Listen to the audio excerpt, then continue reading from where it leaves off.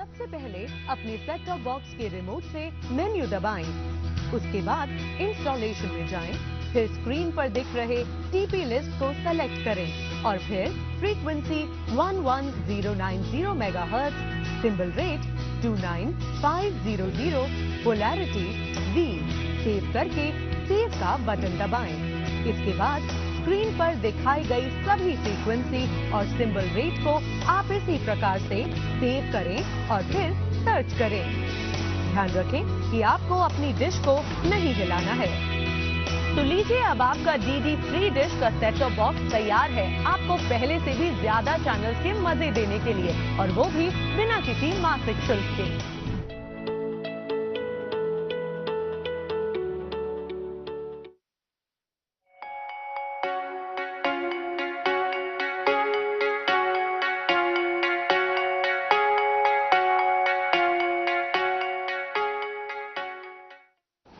नमस्कार, रचना में आपका स्वागत है।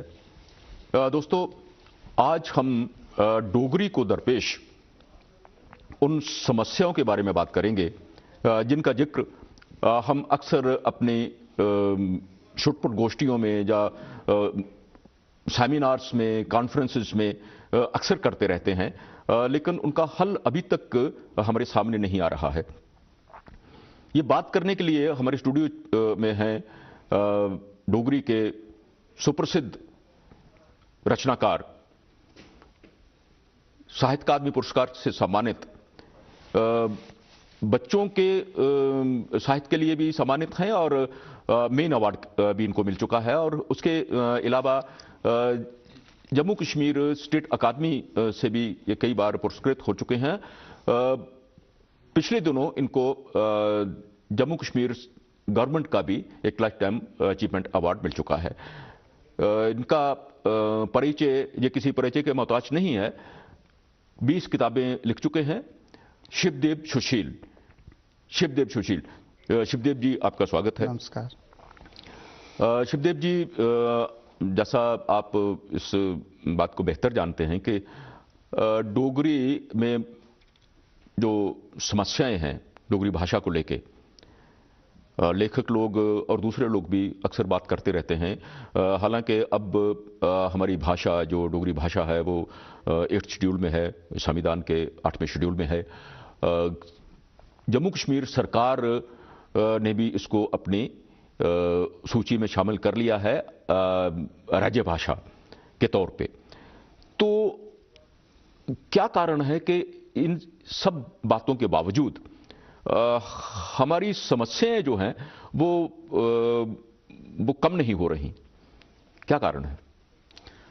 मोहन सिंह जी, सबसे पहले आपका शुक्रिया। समस्याएं हैं क्या? आपने मुझे यहाँ बुलाया।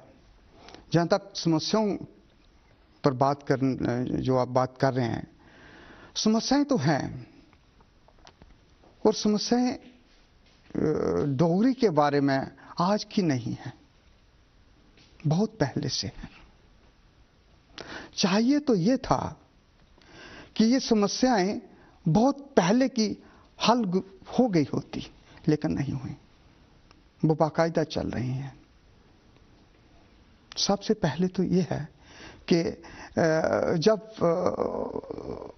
भारत आज़ाद हुआ तो कॉन्स्टिट्यूशन में जिन भाषाओं का जिक्र हुआ या उनको इंक्लूड किया गया, उसमें डोगरी रह गई।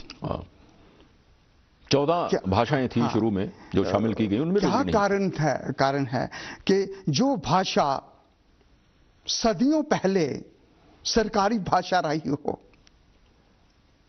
जो रियासत की जिस भाषा में पूरा रेवेन्यू का काम होता हो, अदालतों का काम होता हो, वो बाकायदा पढ़ाई जाती रही, तो बाद में 47 के बाद ऐसा नहीं हुआ।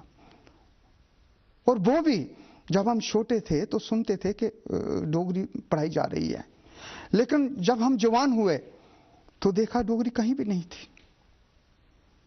डोगरी के लिए इक्का दुक्का मतलब आवाजें उठती थी कि ये होनी चाहिए, इसको मतलब ए शेड्यूल में रखना चाहिए या इसे बाकायदा पढ़ाया जाना चाहिए।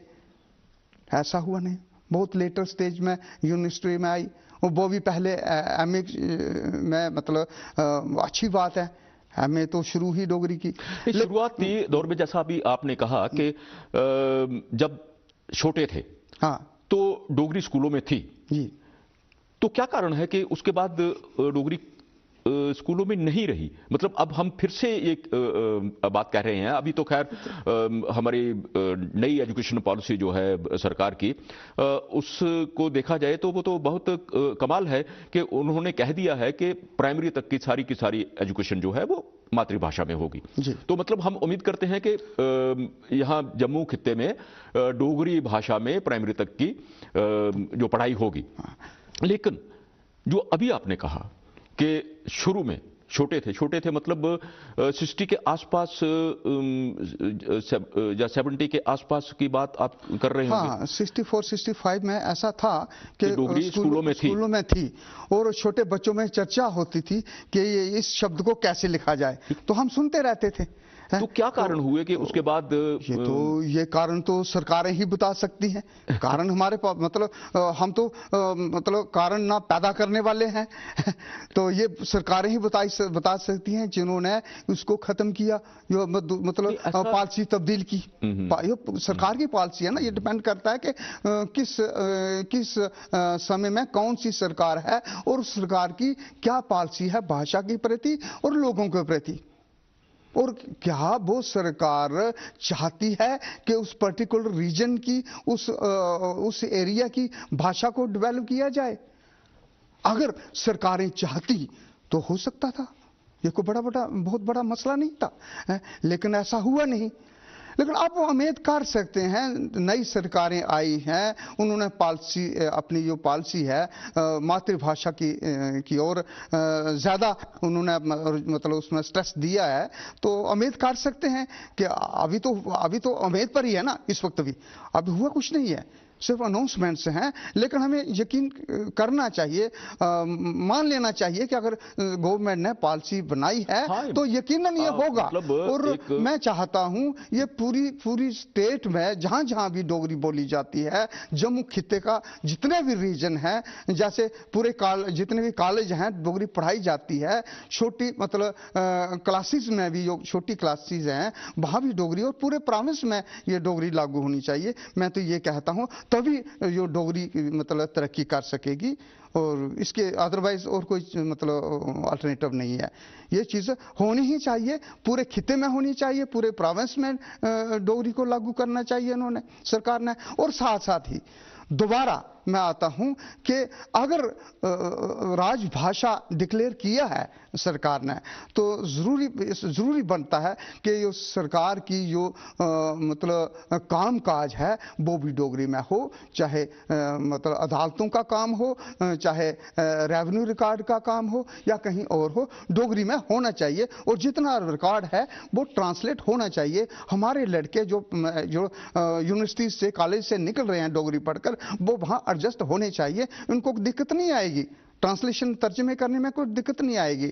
मैंने हिमाचल में देखा है, हिमाचल में जो सरकारी मतलब या पुलिस का जो थाने का काम है या और महकमा माल का काम है, लफ्ज वही हैं, लफ्ज वही हैं जो मतलब, और ज्यादातर उर्दू के हैं। इवन पंजाब में भी पंजाबी में काम होता है, गुरमुखी में मतलब पूरा रिकॉर्ड है, लेकिन लफ्ज वही हैं जो जम्मू में है, वही मतलब हिमाचल में है, वही पंजाब में है, मतलब लिखा। हम चाहते हैं कि वैसा ही काम यहाँ भी शिव जी, कभी आप ये महसूस नहीं करते कि देखिए रेवेन्यू रिकॉर्ड जो है जितना भी, मेरी जानकारी ये कहती है कि वो उर्दू में लिखा जाता है, लेकिन है वो फारसी में। हाँ बिल्कुल। उसमें ज्यादा जो शब्दावली है वो फारसी की है। तो क्या वो जो टोडरमल के टाइम से ऐसा हुआ, अब तक उसका स्थानीयकरण नहीं हो जाना चाहिए था? होना चाहिए था, लेकिन नहीं हुआ। मतलब मैं जो आपको, अगर नकल है तो हर जगह नकल का ही इस्तेमाल हो रहा है। नहीं ठीक है, मैं मतलब मिसाल दे रहा हूँ, कुछ शब्द ऐसे हैं मतलब वो हिमाचल में वही है, पंजाब में वही है और जम्मू कश्मीर में भी। जम्मू कश्मीर में हालांकि उर्दू में सारा काम होता है, हिमाचल में हिंदी में है, स्क्रिप्ट हिंदी में लिखा जा रहा है, लेकिन शब्द वही है, जो मतलब टेक्निकल शब्द जो है महकमा माल के वो वही है, जो जम्मू कश्मीर में है, वही हिमाचल में है और वही पंजाब में है। एक बात और आम सभाओं में उठाई जाती है, वो बात है रीडरशिप को लेके, पाठक की। लेखक किताबें कितनी छापते हैं, उनके घर में कितनी डंप रहती हैं, वो लाइब्रेरीज में कितनी जाती हैं, लोग कितने पढ़ते हैं, इस समस्या का क्या समाधान सोचते हैं आप? आपने बिल्कुल सही फरमाया कि रीडरशिप की कमी मुझे ऐसा लगता है, मैं मतलब थोड़ी सी आपको कि जब तक आम लोग जो हैं, आम रीडर, जैसा आपने आप लिखते हैं लेकिन आपको पढ़ने का शौक भी है, लिखते हैं लेकिन आप दूसरों की किताबें, दूसरी भाषाओं की किताबें, अपनी भाषाओं की भाषा की किताबें वो पढ़ते हैं, और यकीनन दूसरी भाषाओं की किताबें जो वो खरीद के पढ़ते होंगे। जब तक किसी लिटरेचर को खरीद कर पढ़ने की आदत ना हो और दूसरे लोग ना पढ़ें, तब तक उसका कोई हल निकलता नहीं है। इसके बारे में क्या सोचते हैं? आप बिल्कुल सही कह रहे हैं कि लोगों में खरीद कर पढ़ने का शौक होना ही चाहिए, लेकिन ऐसा है नहीं, है कम है, बहुत कम लोग। अब जो साहित्यिक पत्रिकाएं हैं मतलब वो भी बंद हो रही हैं, नई नई आती हैं, बंद हो जाती हैं, वो मेन कारण रीडरशिप का मुझे लगता है कि डोगरी में इस तरह की समस्या इसलिए भी है कि हमारे कोई ऐसे स्टॉल नहीं हैं, बुक स्टॉल, जिनमें डोगरी की किताबें मिल सकें। जगह जगह लोगों को पता ही नहीं है, जो आम लोग जो लिटरेचर से नहीं जुड़े हैं, जो लिटरेचर पढ़ना चाहते हैं लेकिन लिटरेचर से जुड़े नहीं हैं, वो किताब लाएं कहां से, खरीदें कहां से।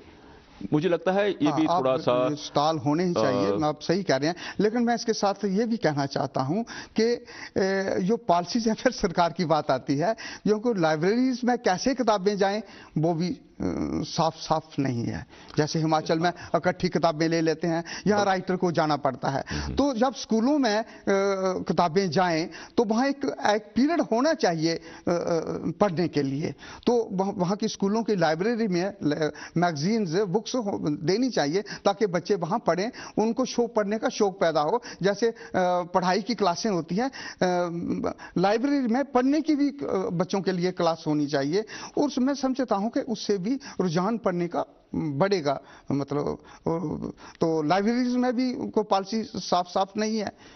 राइटर्स को एक तरफ उनको लिखना पड़ता है, फिर छापना पड़ता है, फिर किताबें वो मतलब पैसे खर्च करेगा, उसके बाद बहुत लिमिटेड सी कापी ये लेते हैं लाइब्रेरी वाले, तो ये समस्या तो है। मुझे लगता है कि ये समस्याएं, इन समस्याओं के साथ साथ दूसरी समस्या जो है कि अप्रोच, हमारी आम रीडर के साथ हमारी अप्रोच का भी एक मायने रखती है। खैर, ये सारी समस्याएं जो हैं इनका कोई हल निकले, पॉजिटिव हल निकले, जैसा आप कह रहे हैं, इस तरह की कुछ बातें हों, ऐसा बहुत ज़रूरी है। शिव जी, आपने बहुत अच्छी बातें और बहुत ही जो जिनको हम कह सकते हैं कि पॉजिटिव बातें इस बारे में, इस समस्याओं के बारे में हल बताया। आपका बहुत बहुत शुक्रिया, बहुत बहुत शुक्रिया, और आपका भी बहुत बहुत शुक्रिया। शुक्रिया।